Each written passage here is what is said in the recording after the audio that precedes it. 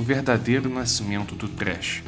Em Kill 'Em All, Metallica funde os riffs intricados de bandas do New Wave of British Heavy Metal como Judas Priest, Iron Maiden e Diamond Head, com a velocidade do Motorhead e do punk hardcore. Kill 'Em All soa mais como a base para coisas maiores que estão por vir.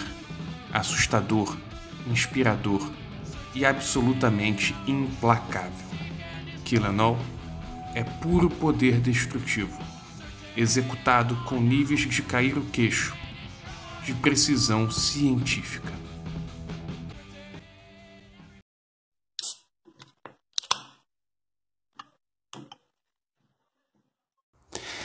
Essa aí é uma citação de um trechinho que eu peguei do AllMusic Guide, talvez a maior enciclopédia da música mundial.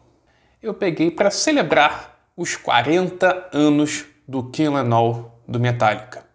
Na minha opinião, o primeiro disco do thrash metal que abriu as portas e pavimentou para tudo o que viria pela frente. O melhor disco do Metallica. Um disco perfeito do início ao fim. Um disco sem uma música ruim. Todas as músicas naquela locomotiva que não para, uma batida rápida para balançar, para bater a cabeça sem parar. Era o Metallica escancarando o poder do thrash metal. Kill 'Em All é um descasso e merece um vídeo só para ele. Para falar do Kill 'Em All, a gente tem que voltar um pouquinho no tempo e falar como é que o Metallica foi formado.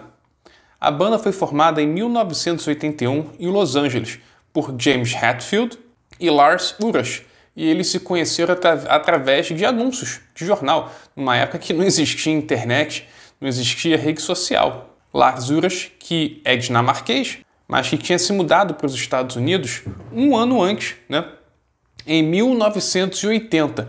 E o Lars Ulrich, por ser europeu, por estar ali na Europa, ele estava muito atento à onda, àquela cena do New Wave of British Heavy Metal, Judas Priest, Iron Maiden, o Saxon e outras bandas importantíssimas do heavy metal.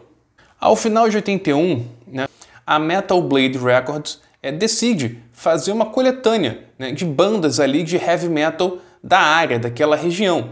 Então o Lars Ulrich e o Hetfield começam a correr à procura de integrantes para sua banda para estar naquela coletânea. Acabou que para aquela formação, para aquele momento, a banda ficou com James Hetfield, Lars Ulrich, Hetfield na guitarra base, Lars Ulrich na bateria, Ron McGovney no baixo e na outra guitarra, Lloyd Grant. Eles acabaram gravando Hit the Light, que era uma música de uma banda anterior do Hetfield, que ele chegou a tocar justamente com o baixista, o Ron McGovney. A gravação da coletânea Metal Massacre foi ao final de 81, ela é lançada no iniciozinho de 1982, logo após a gravação do Hit the Lights para essa coletânea Metal Massacre, a banda teria sua primeira encarnação propriamente dito, que era Hetfield, Ulrich, Ron McGovney e o Dave Mustaine, que também acabou entrando para a banda através de um anúncio de jornal. E ao longo de 82 eles começam a ensaiar bastante na garagem do Ron McGovney, E o primeiro show da banda, o Metallica, foi em 14 de março de 1982 em Anaheim. O Metallica tinha já participado daquela coletânea do Metal Massacre e nesse meio tempo o Dave Mustaine estava completamente descontrolado na bebida e nas drogas, a ponto do Ron McGovney simplesmente pedir para sair porque não aguentava mais conviver com as loucuras, os excessos e a agressividade do Dave Mustaine. Foi quando Metallica se lembrou de um tal baixista que eles tinham visto durante um show da banda Trauma, um tal de Cliff Burton. Eles convidaram o Cliff Burton para entrar, mas o Cliff falou, olha, eu só entro para a banda se vocês se mudarem para São Francisco. Eles se mudaram, e a banda teve a sua primeira formação, essa sim uma formação clássica, com James Hetfield, Lars Ulrich, Cliff Burton e Dave Mustaine completamente descompensado, né, nos produtos, digamos assim. Nisso, eles gravam uma fitinha, sim, uma fitinha demo, No Life Till Leather, que eles gravam em julho de 1982. Essa fitinha demo fez muito sucesso, né, no circuito ali, né, daquele circuito underground do thrash metal na Bay Area, em São Francisco. E é curioso porque se a gente pensar que em 82, 81, 82, 83, na Bay Area, em São Francisco, estava tendo uma cena ali, ainda que underground, do thrash metal, que é uma coisa acelerada, potente, pesada, destruidora. Pensar que na virada dos anos 60 para 70, na São Francisco, justamente na Bay Area, naquela Haight-Ashbury, a gente tinha ali, né, a meca, né, o epicentro da explosão hippie, da contracultura. Então é curioso ver como que São Francisco sempre esteve, de certa forma, na vanguarda, né, dessas explosões culturais. E justamente por causa dessa demo, né, que um produtor lá de Nova York, que estava investindo todo o seu dinheiro para abrir um selo, que era justamente a Megaforce Records. E aquela fitinha demo acabou chegando até ele lá em Nova York e ele ofereceu um contrato muito humilde ao Metallica. E naquela época o quarteto Metallica estava com uma mão na frente e outra atrás, completamente quebrado de grana. Eles aceitaram e foram de carro, né, até Nova York.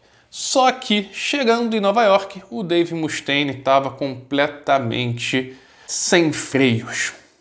Oh, look who's here, mister. I don't have time for your Little League games. Come here, you son of a bitch. E a banda teve a atitude, né, histórica já, porque essa é uma história muito famosa, simplesmente quando ele acordou da ressaca, da estragação da noite anterior, acordou com ele uma passagem de ônibus de Nova York para São Francisco. São 3 ou 4 dias de viagem de ônibus. Imagine só a viagem que ele fez, maravilhosa, completamente ressacado de drogas, de álcool, tendo que fazer essa viagem de ônibus, puto da vida, né, destilando ódio, e foi quando ele jurou que ele faria uma banda que seria melhor do que o Metallica, mais pesada e mais rápida. É claro que, comercialmente, o Metallica está à frente do Megadeth. Mas o Megadeth, se a gente parar para pensar, em toda a sua carreira, ela permaneceu rápida e pesada. Ao contrário do Metallica, que hoje em dia é uma banda, como eu posso dizer, mais cadenciada, para ser bastante educado. Bons entendedores me entenderão. O Metallica ainda acreditou 4 músicas do disco, né, ao Dave Mustaine, né? Jump in the Fire, Phantom Lord, Metal Militia e The Four Horsemen. A banda acabou chamando Kirk Hammett, que era um guitarrista do Exodus, né? Ele teve que aprender as músicas num período recorde, né? Porque a banda faltava menos de um mês para entrar no estúdio e gravar de fato o seu primeiro long play, e a banda tinha shows pela frente, né?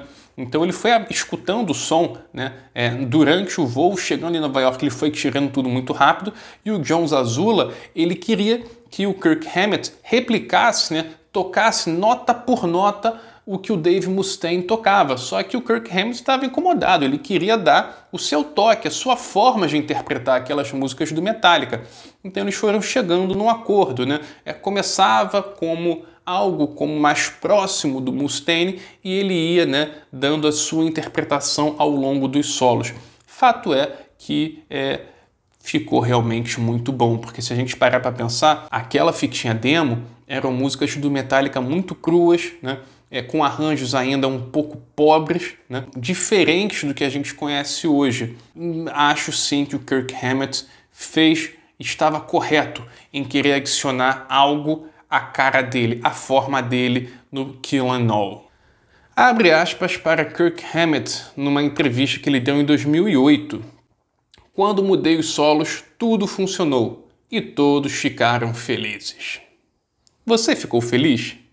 Comente aí, por favor.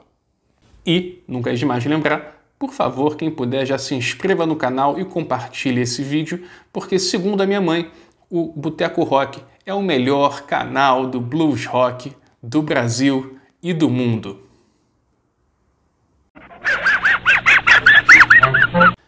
O nome do disco Killin' All também teve um grande problema, uma vez que a banda queria chamar Metal Up Your Ass, ou algo como metal no seu traseiro, algo assim, uma tradução livre e porca para o português. Mas o John Zazula, junto com o pessoal ali, os engravatados das distribuidoras, não gostaram do nome e, com toda razão, pontuaram que aquele nome ia impedir, uma melhor distribuição e aceitação do disco. Nisso, o Cliff Burton, que na época já era ali um líder moral da banda, ele falou: "Those record company fuckers, killin' all, just killin' all." Ou seja, o Lars Ulrich escutou aquilo e gostou daquela expressão, killin' all. Tem todos, O disco teve um custo entre 15 mil a 18 mil dólares.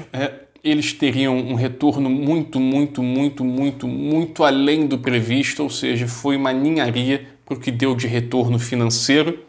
Dizem que foi o Lars Ulrich e os integrantes da banda falam que o estúdio que eles tocaram em Rochester, uma cidadezinha próxima a Nova York, era uma casa mal assombrada. Eu não vou entrar nesse ponto, isso para mim é uma baita de uma lenda, mas é curioso porque o John Zazula, junto com o outro produtor do disco, o Paul Curcio, eles chegaram no momento que eles estavam quebrados financeiramente, A Megaforce Records estava na beira da falência e eles se trancaram no estúdio de edição e começaram ali a colocar, mexer, a masterizar ali o som da banda, as gravações, de uma forma que eles sabiam que os 4 integrantes não iam permitir, e impedindo que os músicos fizessem as suas alterações. Fato é que o disco ficou simplesmente incrível. 25 de julho de 1983 era lançado, então, o primeiro disco que foi basicamente Moisés abrindo o Mar Vermelho, foi o Killin' All abrindo o mercado para o thrash metal. O disco abre com Hit the Light, mas uma música acelerada, uma música poderosa, que já dá um chute na porta e falando: nós somos o Metallica. The Four Horsemen também, uma música porradeira. Aliás, todas as músicas desse disco são porradeiras, é por isso que eu gosto tanto do Killin' All e até hoje acho o melhor disco do Metallica. Motor Breath também, incrível. Jump in the Fire, uma música alucinante. Anesthesia, Pulling Teeth, que a gente pode dizer assim, que é o Eruption. Por que não? O Eruption do Van Halen, do Ed Van Halen, com certeza cativou, incentivou toda uma geração de novos guitarristas por causa daquela música. Com certeza, o Cliff Burton fazendo aquele solo acompanhado apenas com a bateria do Lars Ulrich, fazendo sons com wah-wah, fazendo distorção no seu baixo, tocando tudo com o dedo, não tenho dúvida que fez com que muito adolescente quisesse comprar um baixo para tocar igual o Cliff Burton.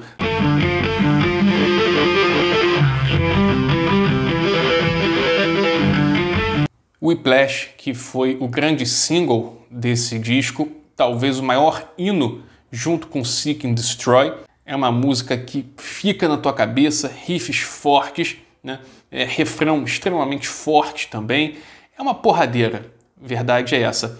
E o Mick Wall, sobre o Whiplash, ele vai falar o seguinte, abre aspas: "Se alguém deseja identificar o exato momento em que o thrash metal chegou cuspindo e rosnando ao mundo, o Whiplash é indiscutivelmente isso.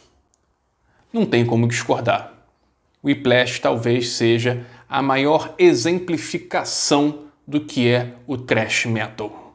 Phantom Lord, mais uma música do Mustaine, tem muita influência daquela onda New Wave of British Heavy Metal.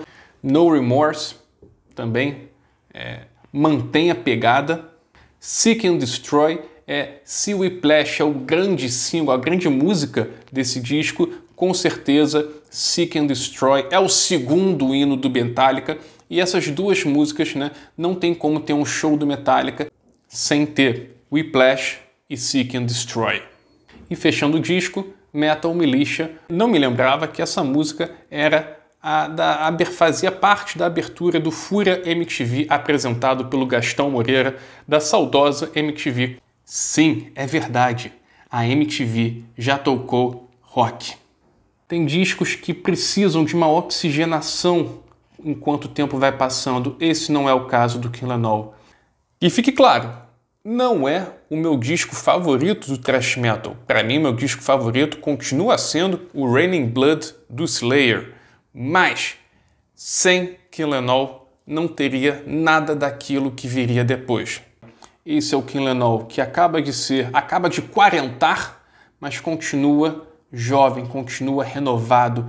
Um disco que nunca envelheceu, que nunca ficou empoeirado. A sua sonoridade continua fresca, continua tão boa quando foi lançada lá em julho de 1983. Parabéns, Kill 'Em All, você é imortal. Saudações.